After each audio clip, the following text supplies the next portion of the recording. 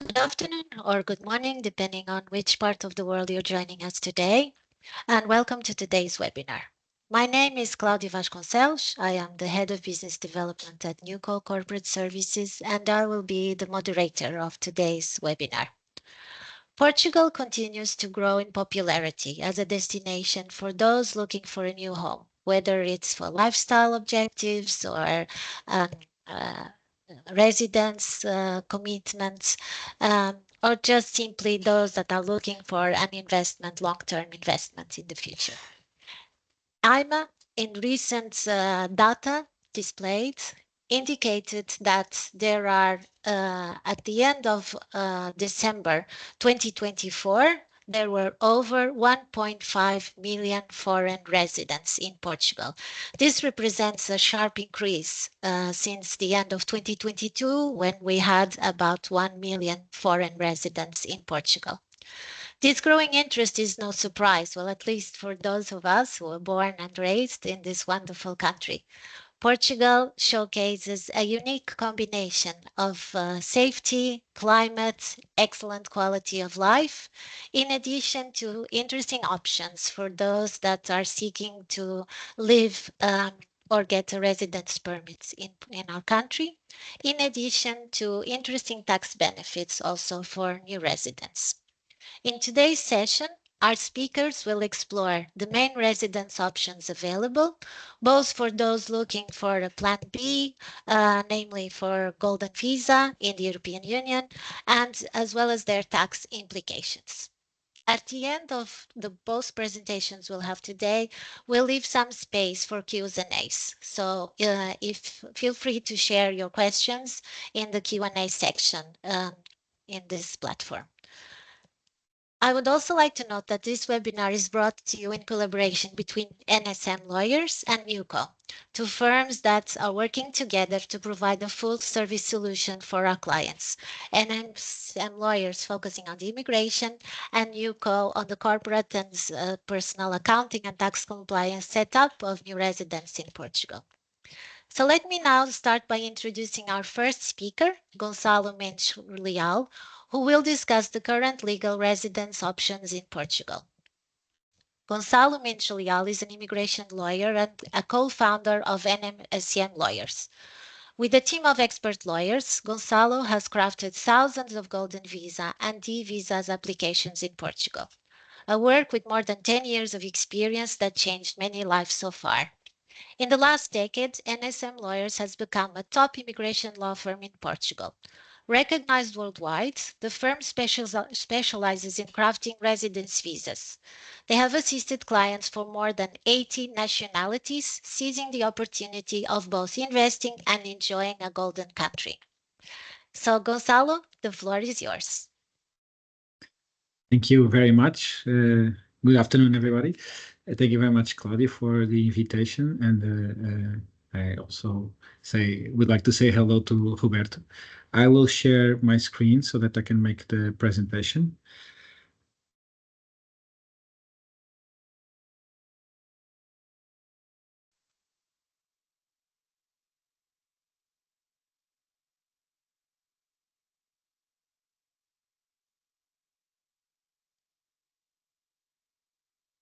Can you please confirm me that is already?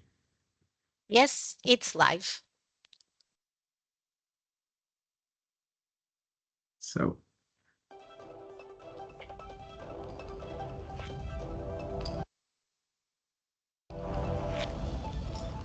Media out Wednesday shows U.S. inflation accelerated faster than economists had predicted in January. The Bureau of Labor Statistics reports the Consumer Price Index, or CPI, rose 0.5% for the month. It's also up by 3% since last January. The report shows fuel, auto insurance, and egg prices all factored into the increase. If these tariffs were to be sustained, they would come at a price for consumers. This chart shows market expectations for inflation in the US, and you can see it's rising. Now, if we add a line for Europe, we can see the gap between the two has widened. In fact, it's at its largest in 3 years. And anecdotally, US businesses, including the retail giant Target, are warning of price rises. And there are all sorts of early indications that growth may be slowing. Americans are moving to Europe in growing numbers. It's the largest group coming that wants to relocate for a better life. Relocation specialists say Americans right now are pointing to the same two problems. Safety reasons and for politics reasons. Brian and Janice say they left their home in Washington, D.C. for a more affordable and safer life in Portugal. 79-year-old Linda Corin from Santa Fe, New Mexico will move to Portugal at the start of April in hope of a California-like retirement without the West Coast price tag. The climate is marvelous and the sea is even more marvelous. And so if you add all of that together, it's a great decision as far as I'm concerned.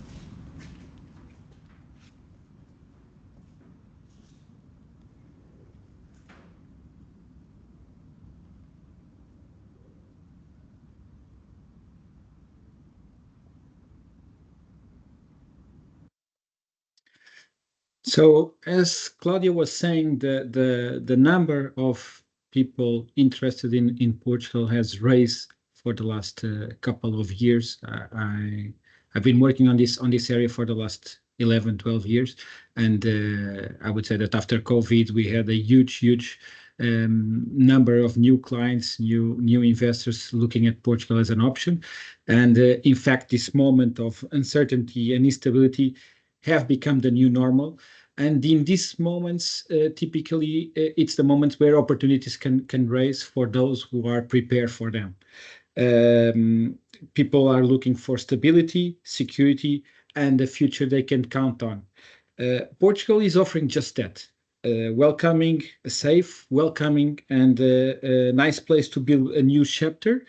And that's why people are more and more looking at Portugal as an option. Actually, we have gathered some numbers around this, and numbers don't lie. The investors are moving to Portugal in record numbers, and why? Again, quality of life, safety, investment potential, and they realize that actually they can see Portugal as a real plan B for their lives at the moment, depending on their geographic situation where they are in the world. Portugal is offering a very nice solution for them. So many of the investors have discovered Portugal. The first question that we like to put into this webinar is, what is stopping you? So I'm sure that is important to run all the paths that you have to come to Portugal, to discover the country, or to make the investment in Portugal. I will try in a summarized way to present you that. Of course, in the Q&A after the presentation of Roberto, I'm happy to clarify any doubts. This is a small presentation. I don't want to go into too much details because then we can enter that part. So basically, there are two paths to craft your golden future. The first is regarding the D visas. The D visa, it's a category of visa that the clients can apply, considering first of all that they are able to relocate to Portugal, and that they have the criteria that the program is demanding for each category that is valid as an option at the moment. So we have the D2, that is for entrepreneurs that want to move to Portugal and create here their own companies. The D3, that is for highly qualified professionals. The D7, that is for passive income, individuals that have passive income on their own countries, and they can relocate to Portugal and benefit of this status in Portugal. And finally, the digital nomads, that is called a D8, typically individuals that have work contract with a company that allows them to work remotely, and with a specific value of salary, they can relocate to Portugal and be here, residing here in a legal way for the period that they need. These cards are issued initially for a period of 2 years, and then they are renewed for a period of 3 years. And after this period of 2 plus 3, they can apply for citizenship. The advantage of the details of this specific kind of visas is that they have no investment required. So we just need to prove the means of subsistence that are enough to cover their stay in Portugal. They need also to prove that they have a residency here. It's not mandatory to make an investment to purchase a rental agreement. A rental contract will be enough. There is a minimum period of stay of at least 6 months per year. This has specific rules. I believe that most of you could also access in the internet some information that it's not mandatory the 6 months as a lawyer, and I think that then Roberto could say exactly the same. I should say that the 6 months are mandatory. There are means from the government side to understand if really these 6 months were done or not. And we prefer that the clients don't take any risks. So you have to consider for applying to these kind of programs that you have to actually relocate to Portugal and be here for this minimum period. This is a kind of visa that will lead you to citizenship. So it's a fast track to a European citizenship. After 5 years of the submission of the process, you can apply for the citizenship with specific rules that I will detail more in front on the presentation. In terms of documentation that is needed to support the program, it's very light, so it's not a big number of documents that are needed. Of course, we have to fulfill all the steps, and that is the help that a law firm can give you on the process. And finally, of course, with a card on your hands, the clients will feel high mobility throughout the Schengen area, where they can work, where they can live, they can travel. So it gives a lot of dynamic to the investors or to the clients when they go to this path. Another very popular way to become a resident in Portugal is through the process of golden visa. For the ones that are still in doubt, the program exists, is still rolling. There were changes back in October 2023 that basically took off one of the options of investment, that was the real estate investment in Portugal. But there are still 5 ways to craft your golden visa in Portugal, and I will just highly mention them. So it's a creation of 10 jobs. So basically creating a Portuguese company and hiring 10 people for a period of 5 years, keeping that ball rolling throughout this process. A donation for cultural projects starting from 200K. This is a pure donation. So you just make a donation to an institution that is pre-qualified for receiving the donation, and with that you are qualifying yourself for the golden visa. Also a donation into investment into research activities starting from 500K. Also 500K to capitalize existing Portuguese companies by adding also 5 new job positions during a minimum period of at least 3 years. And finally, I would say that the most popular one, since the real estate is no longer available, 500K into purchase of units of participation in venture capital funds that don't have direct or indirect investment on real estate. The conditions of the golden visa program are quite appealing, and that's why it's so popular. It starts from 200K on this version of the cultural donation. It has a demand of only 7 days per year for staying in Portugal during this period of 5 years. It's again a fast track to a European citizenship 5 years after the submission of the process, and again the same two of the D visa process, very light in terms of documentation, very simple procedures, and the high mobility that the card holders have when they access the program. Also, I would like to note that since the beginning of this year, the immigration office is expediting all this process. We still have a big backlog in terms of procedures and issuance of the cards, biometrics, and everything. Since 15th of January, they have changed some of the procedures in order to get applications to move faster, namely through a fully digital submission of the process. Before it was half digital, half in paper. Right now it's everything delivered digitally, and the timing and the period to acquire the first card is supposed to be reduced to up to maximum 1 year after the submission. So we have different stages. The first one is to arrive to biometrics, and then after biometrics, 2 months after biometrics, receiving the cards.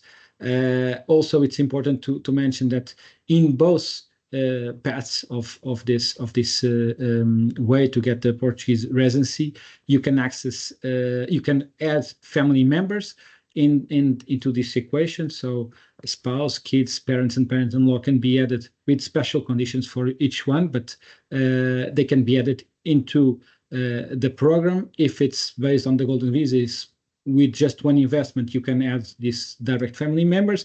If it's on the other categories under the logical of the main applicant, you can add the family members. So we understand that all this process needs a very close look from the Portuguese side, a very deep analysis and support from the perspective of the investors or the clients. So it's mandatory to have a lawyer, a law firm on your side that can do all the process from initial procedures until the citizenship, performing due diligence on the investments, preparing the rental contracts when needed. There are different steps that the clients need to take: opening the bank accounts, creating the tax number, submitting the applications, preparing all the documents that are needed to submit to the authorities outside of Portugal and in Portugal, making the translations, certifying the documentation. So everything that is needed to start the process will be supported by a legal team in Portugal. That is our job. And also the idea after the process started to have a very smooth experience and a big control of what's happening in the process, how far we are how deep we are into the program, and having this relation in Portugal and this connection to Portugal is mandatory for the program. Speaking of that, I would just like to shortly highlight the law firm that I represent. I'm a founding partner of NSM Lawyers. It's a law firm based in Lisbon, Portugal. We have been specialized on international investments for the last 10 years, namely through the Golden Visa and D-Visa processes. Currently, we are working with more than 1,500 investors along with their family members. We have a big team that supports all this demand and all these movements from all the clients that we have. I can tell you that so far we have 100% success rate in all the clients that we are supporting, and this is because we understand the process. We have a deep knowledge of the regulation, a deep knowledge of the way the process is being ruled by the immigration office. Again, because we are doing it for the last 10 years, we have this number of clients that help us to, in a daily basis, analyze what is the situation of each process, so we can give a proper vision to our clients. And we have this very strong connection with the clients. We try to be very, very quick in all the answers, giving all the support to the clients. We understand that most of the clients are doing these investments far away. They need to trust somebody here, and we are assuming totally that position from day one until citizenship, and in some cases beyond citizenship. We give all that support. We create this logical of typical relation between lawyer and final client, where we stay as close as possible to the client and to the client's decisions. So it's clear that this is an opportunity, and considering these conditions of the world right now, it's a moment. We don't know exactly what is going to happen to these kind of programs in the future. They are always under the radar of international authorities like UE in this specific case. So the program right now, it's on, it's working, and it's a fast track to a golden country. And I would like to highlight why we call this a golden country.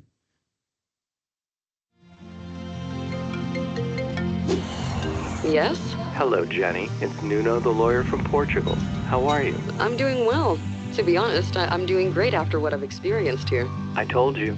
I was 100% sure you would love it. Look, I have to say, you were right. I'm really, really enjoying your country. It's just what you said it would be. That's why they call it the Golden Country. Yeah, in every way. From the people to the gastronomy, the weather, the sea, the sunsets, the security, the cost of living. Whether I'm in the north or the south, the coast or the interior, I feel at home. And I've fallen in love with everything I've gotten to know. So I guess it's a go, right? Yes, let's do it. Sure, I'll start the paperwork immediately. Thank you, Nuno. I'm looking forward to it.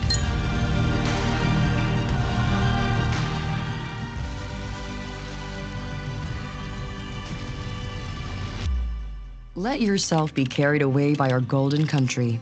Invest with security. Invest with the legal support of NSM lawyers.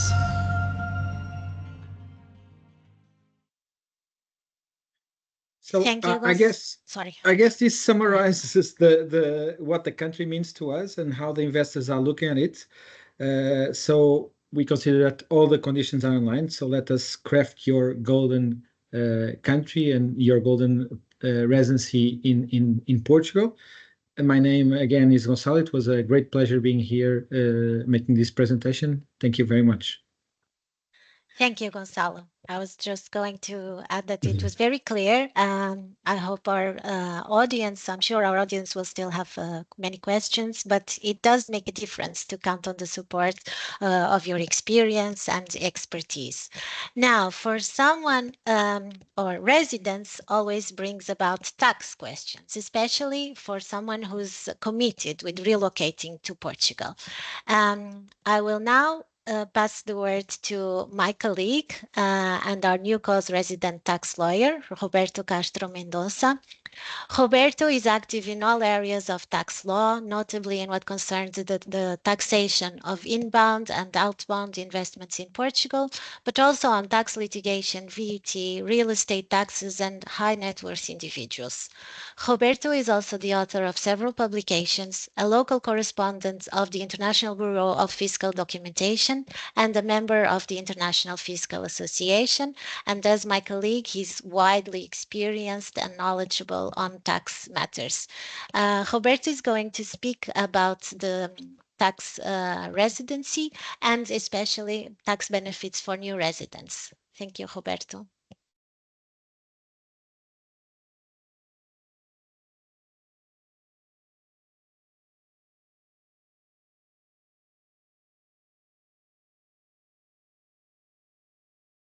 No? It seems we have an issue with the sound. One moment, please.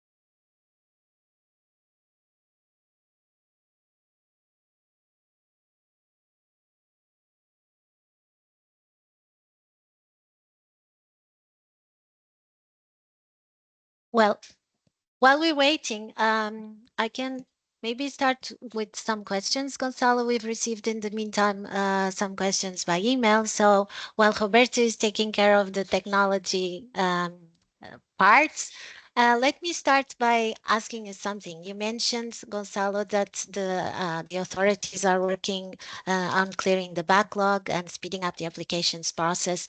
What is the difference, the typical processing times, the difference for each type of visa? So basically, we have the D visa process. They work quite fast. After the submission of the documentation in the Portuguese consulates, the process would take more or less 4 months for booking the delivery of biometrics in Portugal. That will be issued a special visa for that entry. And after more or less 2 months of the submission of biometrics, the cards will arrive. And after that moment, the clients could relocate to Portugal and live here after the cards arrive. When you compare that with the golden visa timeline, it's different. So the process of approving the golden visa, it's longer. The idea for that of these changes in the procedures is exactly to reduce the timeline for the golden visa. I would say that right now should be close to 2 years to acquire the golden visa.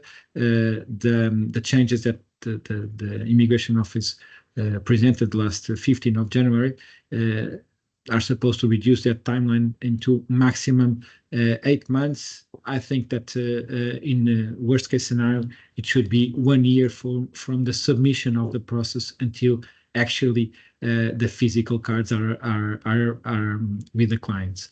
The good thing on both cases is that there were some changes back in 2023 regarding 24, sorry, regarding the timeline for citizenship. So the government, considering that they had this backlog in both cases, they have created an expedite way to arrive to citizenship, and they consider that the moment of submission of the application is actually the trigger for the 5 years of citizenship time for application. So in that way, I think that when we compare both, D visas are faster and could arrive in a maximum period of 6 months, and the golden visa should be more or less between 8 to 1 year. So that means that for citizenship purposes, even those that have chosen to have to follow the golden visa routes and are waiting for some time now or are in the processing the backlog are not harmed, in the sense that, if I understood correctly, the timeline starts counting when they first submitted the application. Is that correct? Yes, exactly. So basically, to explain, that one of the requirements for the citizenship is to have 5 years of legal residency in Portugal. With this change that happened in last April 2024, what the government was trying to cover was the timeline that people were waiting for the cards to arrive. And so the way to cover that was to consider that since the moment of the application, this clock for the 5 years to submit the application for citizenship would start counting. So that is what we have now as a rule. So we can consider that the clients are covered since day one of the submission of those process. Of course, for some clients, they actually want to relocate or to have the flexibility of entering and exiting the Schengen area with the card. It's still an issue, the timeline to arrive to the first card, but in terms of citizenship, it's covered. Okay, thank you. Well, it seems that we managed to fix the technology problem. So Roberto will now talk a little bit about the tax residence implications and the advantages, well, new tax benefits available for new residents of Portugal. Roberto, the floor is yours. Thank you so much, Claudia, for the kind introduction. Also, thank you to Gonçalo. Thank you for everyone that is here. Apologies for the technical issue, but probably my computer noticed that well. And the computer is used to these annoying tax issues and he refused to collaborate. But well, let's gather pace now and speak a bit about taxes. So firstly, to know whether you can benefit from tax incentives to residents of Portugal, you need to know what means or what you need to do or how you become a tax resident of Portugal. And these can be done or can be achieved in two key ways. The first is and the simplest one is by spending more than 183 days in Portugal, consecutively or not, in a 12-month period. Well, if you recall what Gonçalo said in his presentation, on the D visas, the beneficiaries need to spend at least 6 months of their year in Portugal. So this basically means that the D visas will always entail Portuguese tax residency. And with Portuguese tax residency, you will be subject to tax in Portugal over your worldwide income.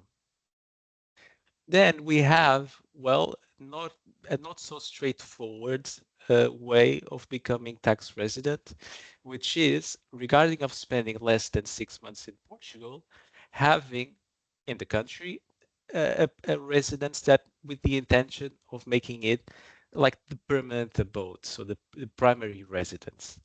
This is, of course, something subjective. It's not 100%. It's not a clean cut uh, concept, but typically we mention that is well the main house.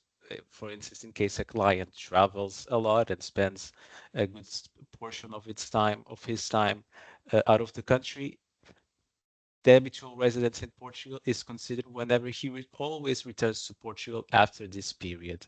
It's always also in Portugal that he has his family, where he goes to the gym, where he has his center of interest, let's say. But of course, subject to a case-by-case analysis. But this always also means that, well, someone can be considered resident in Portugal for only 3 months in a given year. Contrarily to what sometimes I hear, that you need mandatorily to spend 6 months to be considered a tax resident. Then as a rule, well, typically you will become a tax resident from the first day of stay in the Portuguese territory. Well, sometimes people do not update their fiscal address immediately, so they do not go to the tax authorities and tell them that they are living here, but this is mandatory and is actually required by the Portuguese legislation. Then once you are a tax resident of Portugal, you can, well, enjoy of some tax advantages. We have the NHR 2.0 that we will address a bit on this presentation. The used personal income tax is something new. It applies to those that are below 35 years of age and has, well, basically tax breaks that start at 100% until 28K of annual income and can go for 10 years progressively until 25% on the last 3 years, 25% of exemption. Then you have the return program that was created for those that, well, they want to return to Portugal after a period abroad. This is mainly to attract back to Portugal former residents, like mainly students, so the brains that left Portugal, and well, we are trying to lure them back by introducing a 50% tax break on employment and self-employment income. Then Portugal has other tax perks. So we do not have a general exit tax. We also do not have wealth tax or general wealth tax as some countries have, and as there are some discussions to be introduced in other countries. And also we do not have gift and inheritance tax between ascendants and descendants in the direct line. So Portugal is kind of it's a succession friendly, let's say, jurisdiction in terms of taxation.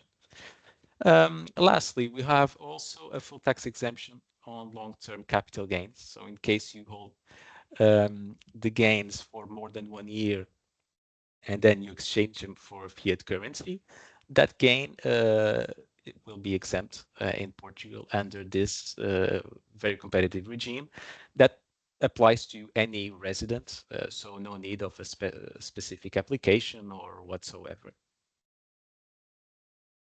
Let's focus on the NHR 2.0.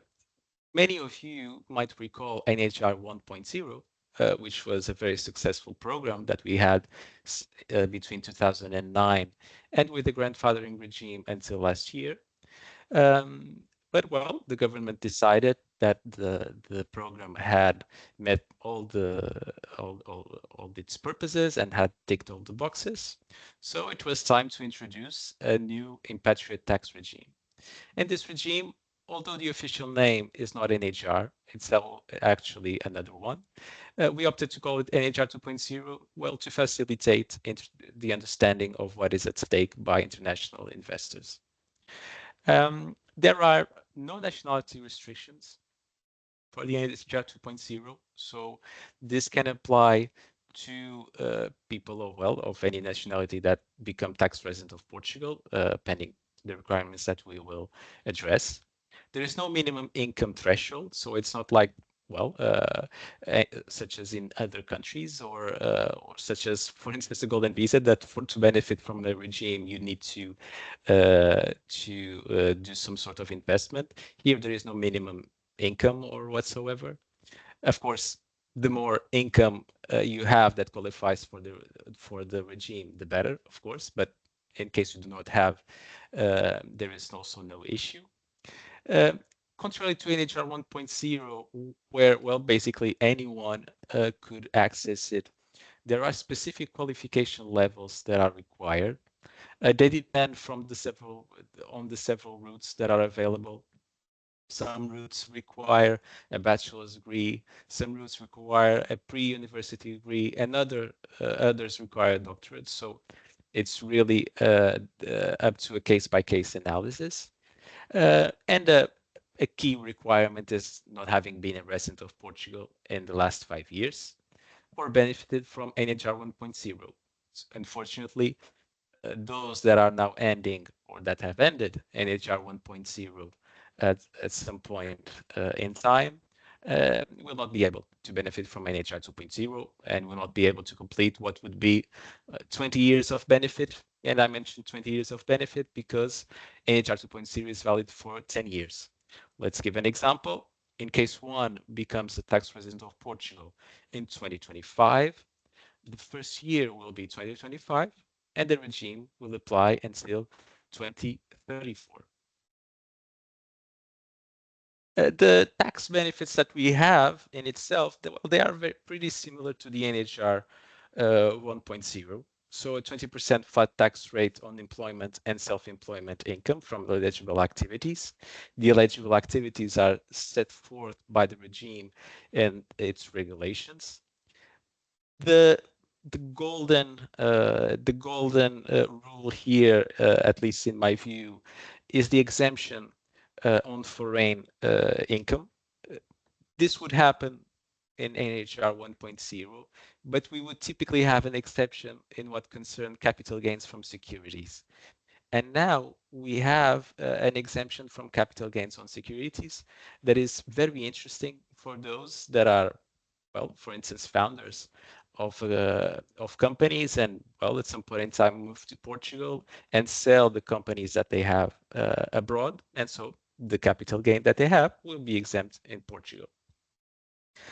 One, well, perhaps unpleasant feature for a good part of our potential new residents is that NHR 2.0 does not have any benefit for pension income.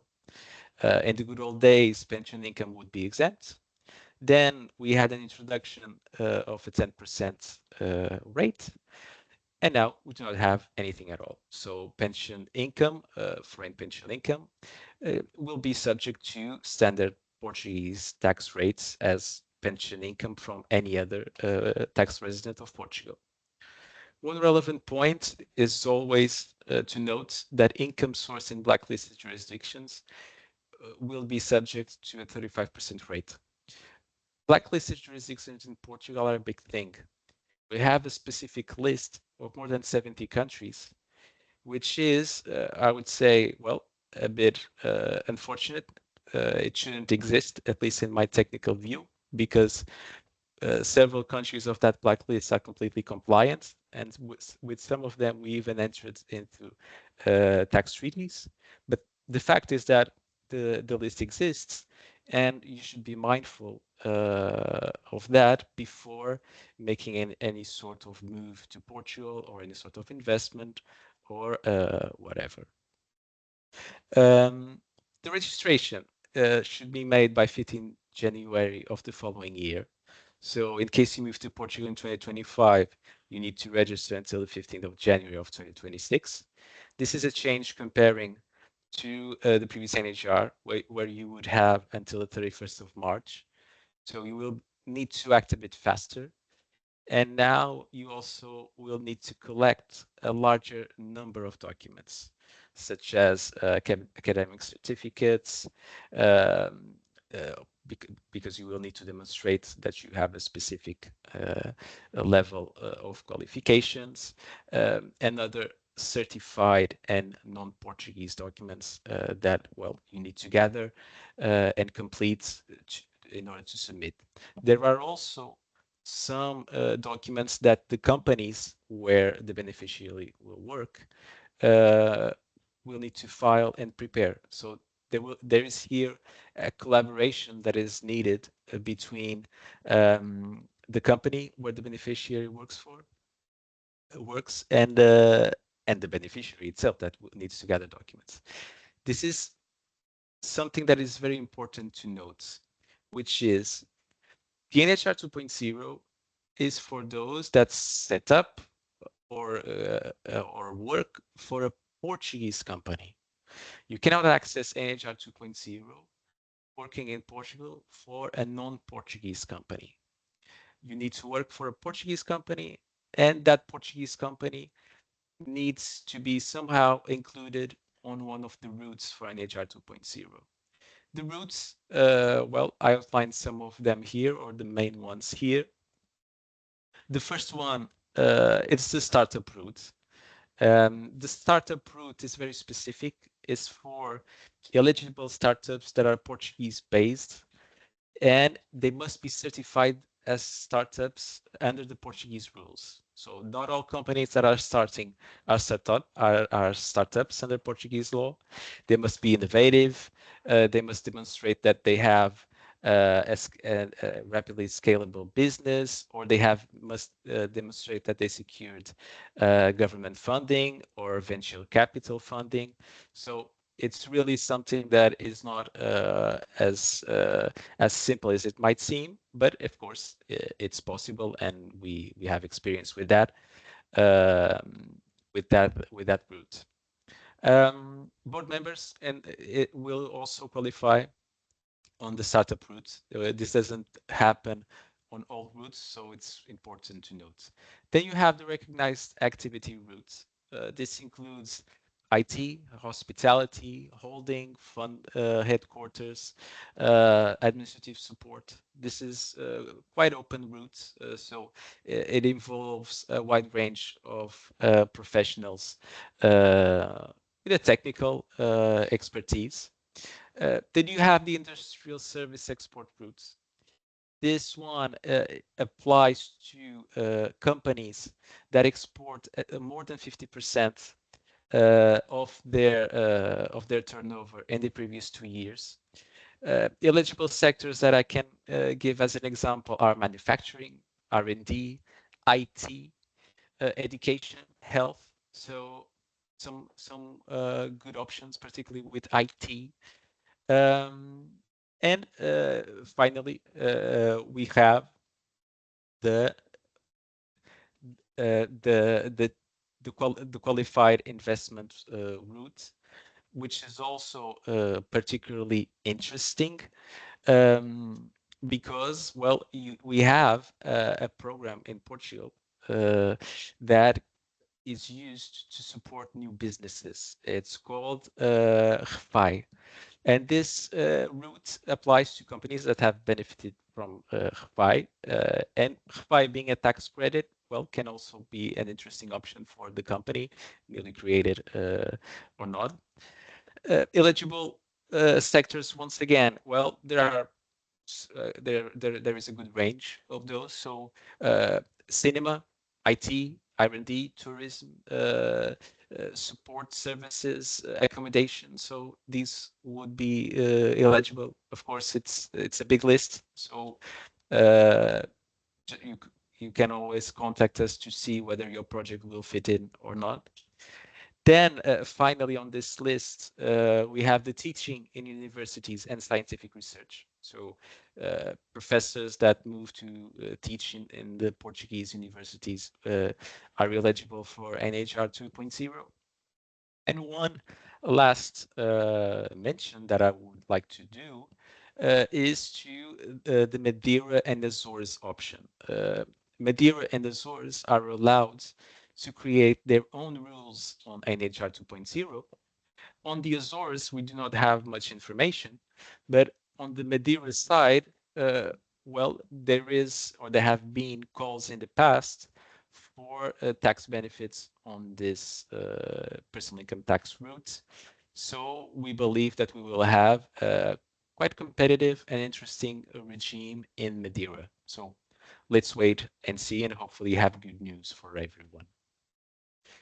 So now a bit of NewCo. Well, Claudia already mentioned well what we do, but we are a one-stop shop for investors and expatriates. So we take care of the setting up of companies, then the accounting and tax compliance of those same companies.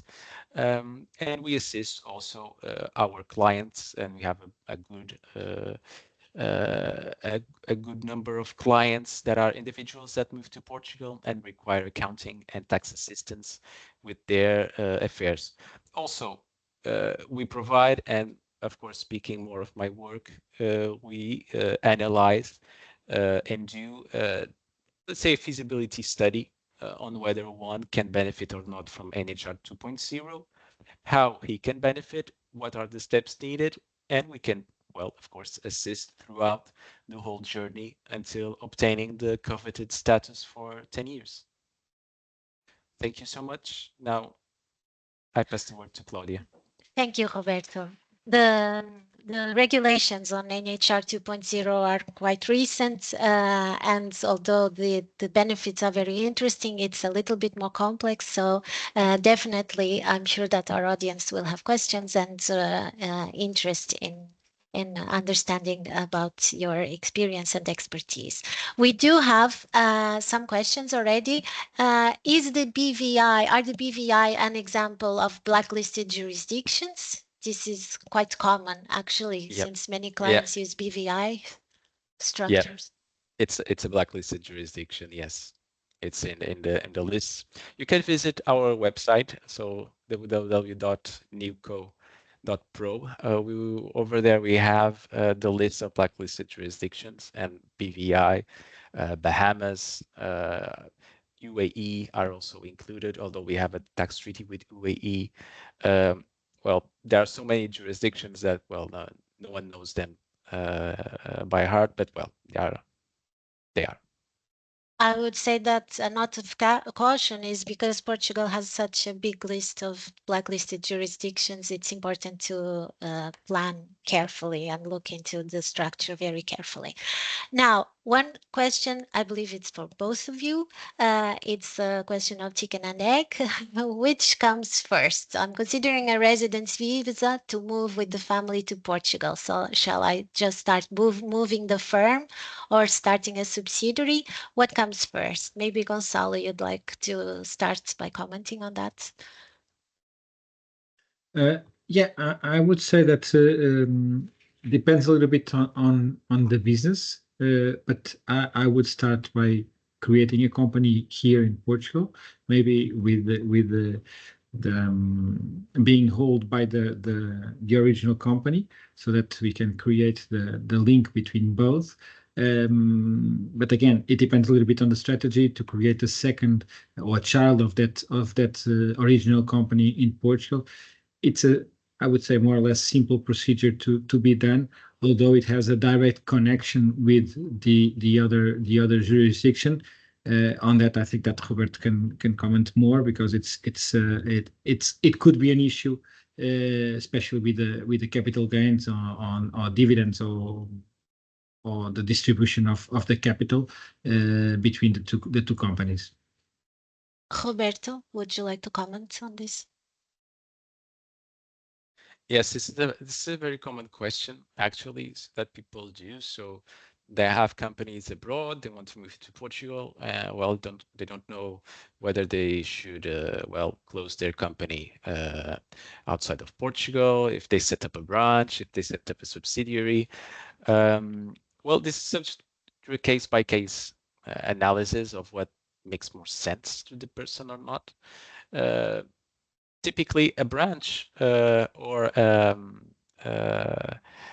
new company in Portugal would be subject to pretty much the same Portuguese taxes in terms of CIT rate, etc.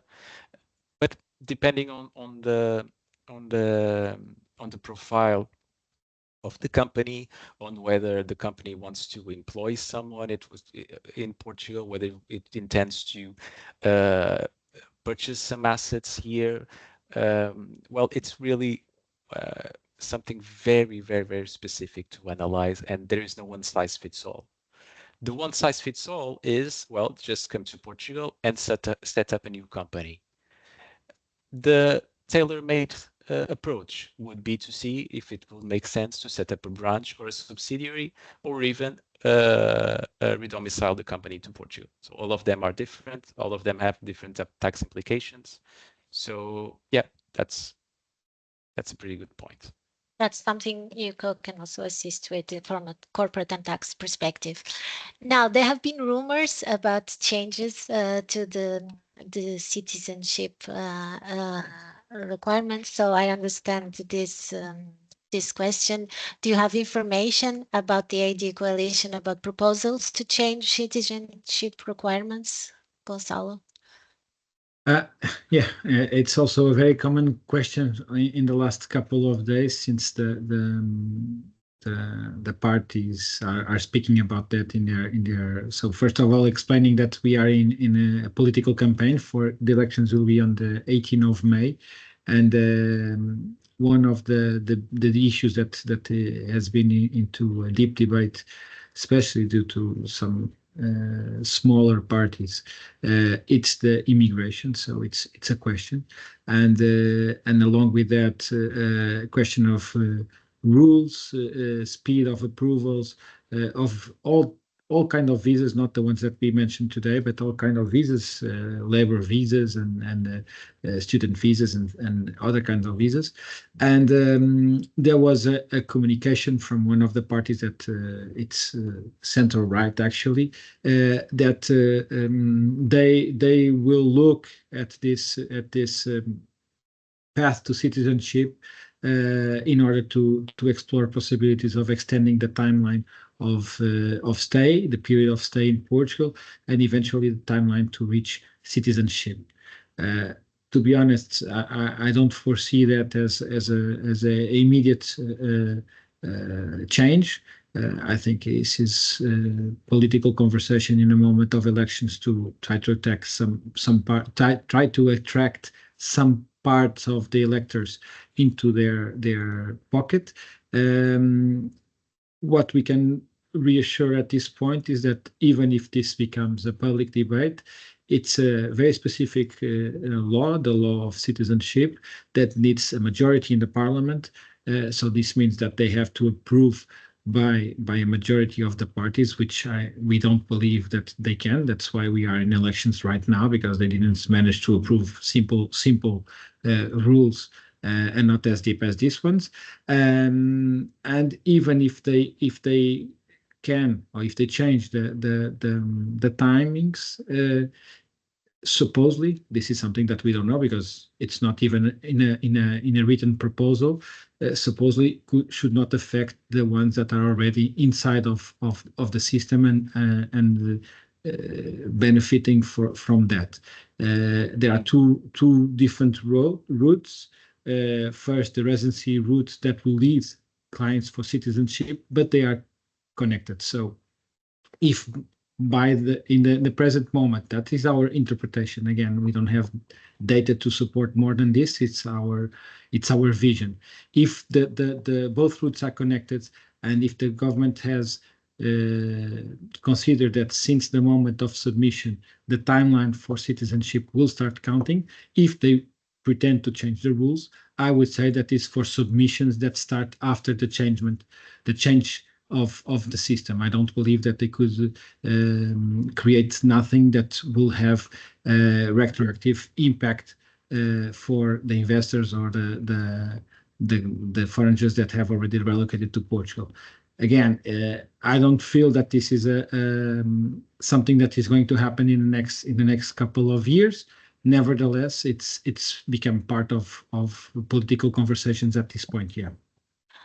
Thank you, Gonçalo. I'm afraid we won't have time for many more questions, but this is an easy one for you, Roberto. If we talk about an independent activity of services that has clients both in Portugal and foreign countries, is it possible to apply the NHR 2.0?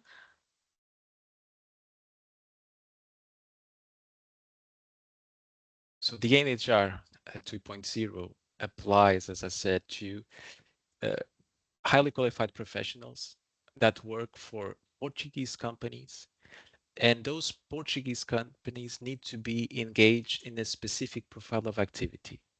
On the specific case of the 50% export route, well, you would need to work for a Portuguese company that had clients all over the world. Then the computation of the 50% exports level, it's not up to you. It's not, you do not need to do that. It's based on the accounts of the company on the previous 2 years. But it really needs to be a Portuguese company. There is no chance of benefiting from the NHR by working. And I will answer also other questions that I was just answering. You cannot benefit from the NHR 2.0 by working for a UK-based company, for instance, from Portugal. You can benefit potentially or obtain a digital nomad visa, like Gonçalo said, but you cannot benefit from NHR 2.0. Portuguese companies are mandatory to be here.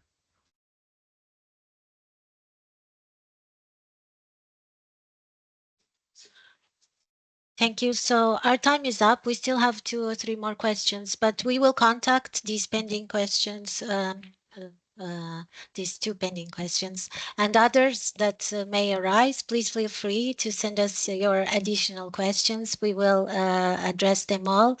Thank you very much for your time today. We hope the session was useful, informative, and again, we are both Gonçalo, Roberto, and myself, of course, we're all available to tackle your questions. Feel free to contact us. Thank you for being here today. Bye-bye. Thank you very much. Thank you, everyone. It was a pleasure. Thank you. Bye.